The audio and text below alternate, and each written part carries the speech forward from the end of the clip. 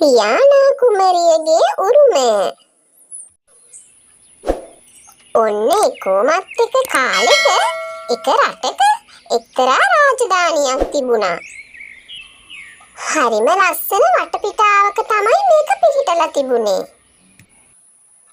මේ රාජධානියේ රජ කළේ එඩ්වඩ් කියලා රජ කෙනෙක්.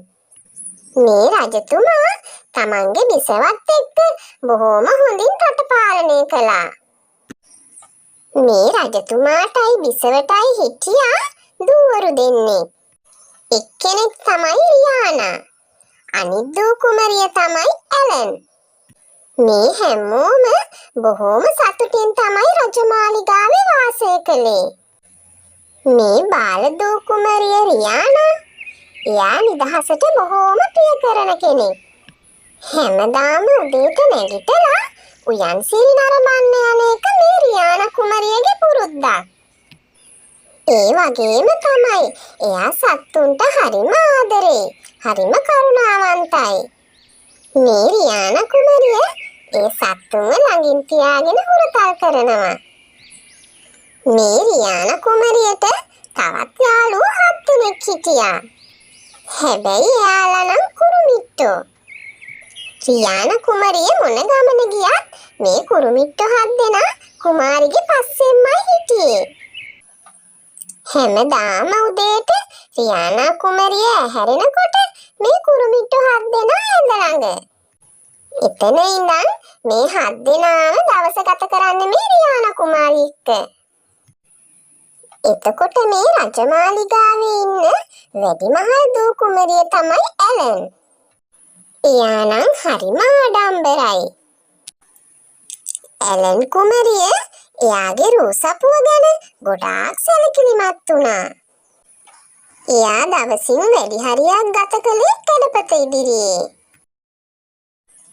අලුත් ඇඳුම් අරගෙන ඒවා ඇඳලා හැඩ බලන එක තමයි මෙයාගේ රාජකාරිය වුණේ. රියානා කුමරිය තමන්ට වැඩිය ලස්සන නිසා එයා රියානා කුමරියට ඊර්ෂ්‍යා කළා. දවසක්දා සඳලු තලයට ආව ඇලන් කුමරිය රියානා කුමරියව මේ මාලිගයෙන් පිටමං කරන විදිහක් ගැන කල්පනා කර හිටියා. පිය රජතුමාගෙන් පස්සේ මේ සියලුම දේවල් වල අයිතිය තමන්ට පවර ගන්න මේ ඇලන් කුමරියට උවමනා වෙලා තිබුණා. මෙහෙම කල්පනා කර හිටපු ඇලන් කුමරියට හොඳ අදහසක් පහළ වුණා. පහුවදා මේ රියානා කුමරිටයි ඇලන් කුමරිටයි උත්සවයක් සඳහා ආරාධනා ලැබිලා තිබුණා. මේ දෙන්න ඒ උත්සවයට සහභාගී වෙලා බොහෝම විනෝද වෙලා ආපහු රජමාලිගාවට එමින් ගමන් හිටියේ. ඒ එන අතරතුර තමන්ගේ අදහස ක්‍රියාත්මක කරන්න හිතපු ඇලන් කුමරිය රියානා කුමරියට මෙහෙම කිව්වා. නැගණියනි, ඔබ අසා තිබෙනවද සිතූ පැතූ සම්පත් දෙන ගසක් ගැන? එය තියෙනවයි කියන්නේ මේ මහා ඝන වනාන්තරයේ කෙළවර. නුඹට පුළුවන් නුඹේ යාළුවෝ 7 දෙනත් සමග එය කෙසේ හෝ රැගෙන එන්න. එවිට පිය රජතුමත් මව්බිසවත් බොහෝම සතුටු වේවි.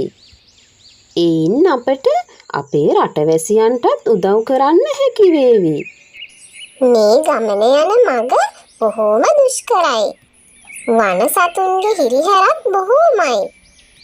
ඒ වගේම තමයි මේ සිතූ පැතූ සම්පත් දෙන ගස ආරක්ෂා කරන්න ගිනි පිඹින නපුරු මකරෙක් හිටියා. රියානා කුමරිය මේ ගමන ගියොත් ආපහු එන්නේ නැති බව මේ කපටි ඇලන් කුමරිය දැනගෙන හිටියා. පහුවදා උදේම තමන්ගේ යාළුවෝ 7 දෙනාට කතා කරපු රියානා කුමරිය මේ විස්තරය කිව්වා. රියානා කුමරියගේ ඕනම දෙයකට ළඟින් ඉන්න මේ යාළුවෝ 7 දෙනා කුමරියගේ යෝජනාවට එකපයින්ම කැමති වුණා. මම කැමතියි මේ ගමන යන්න. ඇයි මමත් කැමතියි. අපි හැමෝම කුමරියත් සමග යමු. රියානා කුමරියට හරිම සතුටුයි. ඔන්න පහුවදා පාන්දරම ඉර පායන්නත් කලින් මේ කට්ටිය ගමන යන්න පිටත් වුණා. රජමාලිගාවේ කිසිම කෙනෙක් දැනගෙන හිටියේ නෑ මේගොල්ලෝ රජමාලිගාවෙන් එළියට යන බවක්. එයාලා හැමෝටම හොරෙන් තමයි ගමන යන්න පිටත් උනේ. එළි වුණාට පස්සේ රියානා කුමරිය රජමාලිගාවේ නැති බව දැනගත්ත පිය රජතුමයි මව්බිසවයි බොහෝම කලබල වුණා. රජතුමා තමන්ගේ රාජපුරුෂයන්ව කැඳවලා රියානා කුමරියව හොයන්න යන්න පිටත් කළා. මුළු වනාන්තරයම පීරලා හෙව්වත් රාජපුරුෂයින්ට රියානා කුමරියව හොයාගන්න බැරි වුණා. හැබැයි මහ ඝන වනාන්තරයේ පැත්තට නම් මේ රාජපුරුෂයෝ කවුරුත් ගියේ නෑ. මොකද මේ පැත්තට කිසිම කෙනෙක් යන්නේ නැති නිසා.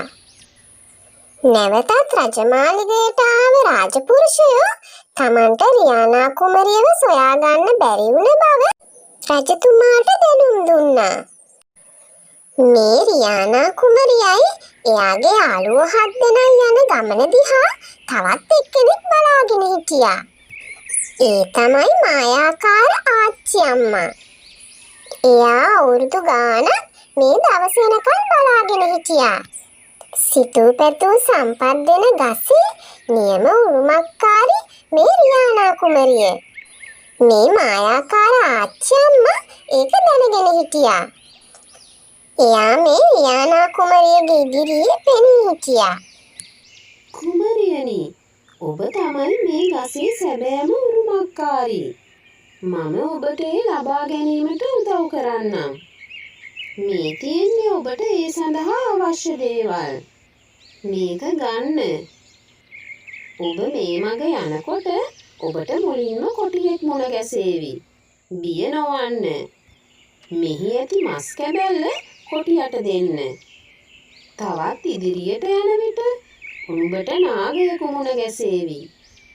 මෙහි ඇති බිත්තරය ඒ නාගයාට පූජා කරන්න. තවත් ඉදිරියට යන විට නුඹ ඉදිරියට වලසකු වේවි. මෙහි ඇති කලමනා රැගෙන ඔබ ගිනිමැලයක් ගසන්න. එවිට වලසා බිය වී පලා යාවි. එහෙම කියපු මායාකාර ආච්චි නොපෙනී ගියා. මායාකාර ආච්චි අම්මා දීපු මල්ලත් අරගෙන මේ රියානා කුමරිය තමන්ගේ යාළුවෝ 7 දෙනාත් එක්ක තවත් ඉස්සරහට ගියා. ඒ යනකොට අර කියපු විදිහටම කොටියෙක් ඉස්සරහට ආවා.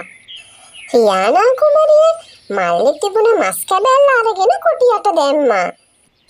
ඊට පස්සේ නැවතත් ගමන යන්න පිටත් වුණා. ඔන්න ඔය විදිහට තවත් ඉදිරියට යනකොට ලොකු නාගරාජේ රියානා කුමරියගේ ඉස්සරහට ආවා.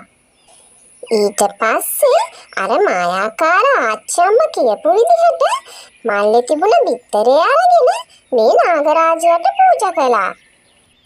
එහෙම කරපු රියානා කුමරිය නැවතත් ගමන යන්න පිටත් වුණා. දැන් නම් රියානා කුමරියටයි එයාගේ යාළුවෝ 7 දෙනාටයි හරීම මහන්සි. එයා වටපිට බලනකොට දැක්කා පළතුරු වලින් පිරිච්ච ගස් ගොඩාක් තියෙනවා.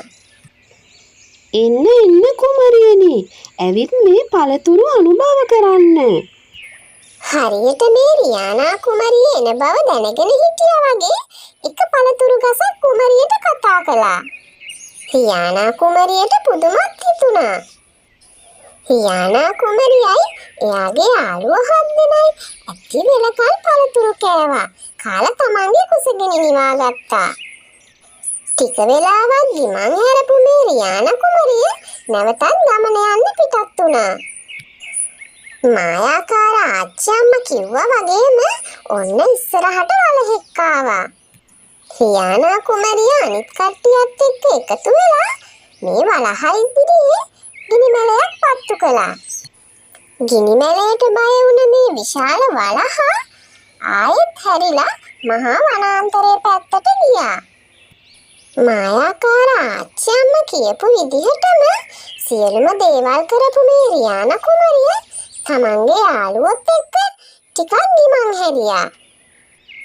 නැවතත් ගමන යන්න පිටත් වුණ රියානා කුමරිය තවත් ඉදිරියට යනකොට මහා විශාල වෘක්ෂයක් දැක්කා. ඒක ඇතුළට යන්න දොරටුවකුත් තිබුණා. ඒ අසලම ගිනි පිඹින මහා නපුරු මකර හිටියා. මකරව දැකපු රියානා කුමරිය හුඟක් බය වුණා. රියානා කුමරියනි, නුඹ තමයි මේ සිතූ පැතූ සම්පත් දෙන ගසේ නියම උරුමකාරී. නුඹ එනතෙක් මා වසර ගණනාවක් බලාගෙන සිටියා. පැමිණෙන්න, නුඹේ උරුමය බාරගන්න. එහෙම කියපු මකරා මේ වෘක්ෂය ඇතුළට යන්න රියානා කුමරියට ඉඩ දුන්නා. වෘක්ෂය ඇතුළට ගිය රියානා කුමරිය බොහෝම පුදුමයටපත් වුණා. විශාල ආලෝකයක් විහිදුවමින් සිතූ පැතූ සම්පත් දෙන ගස එතන තිබුණා. රියානා කුමරිය මේ සිතූ පැතූ සම්පත් දෙන ගසත් අරගෙන තමන්ගේ යාළුවොත් එක්ක නැවතත් රජමාලිගාවට යන්න පිටත් වුණා. මේ වෙනකොටත් මේ ගමන ගිහින් එන්න දින ගණනාවක් ගත වෙලයි තිබුණේ. මේ හැම දෙයක්ම මේ විදිහට සිද්ධ වෙනකොට රජමාලිගාවේ තවත් දෙයක් සිද්ධ වුණා. රියානා කුමරිය අදේ හෙටේ කියලා බලාගෙන හිටපු පිය රජතුමා තමන්ගේ දේවල් වල අයිතිය ඇලන් කුමරියට පවරන දවස තමයි අද. ඇලන් කුමරිය හිටියේ බොහෝම සතුටින්. මේ වෙලාවෙම රජමාලිගාවට ඇතුළු වුණ රියානා කුමරිය දැකපු පිය රජතුමාටයි මව්බිසවටයි බොහෝම සතුටු හිතුණා.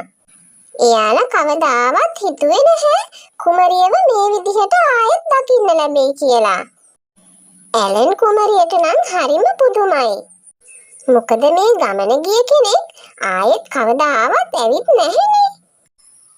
මේ සිතූ පැතූ සම්පත් දෙන ගසෙන් බොහෝම සම්පත් ලබාගත්ත මේ රියානා කුමරිය ඒව රටවැසියෝ අතර බෙදා දුන්නා. රටවැසියෝ බොහෝම සතුටටපත් වුණා.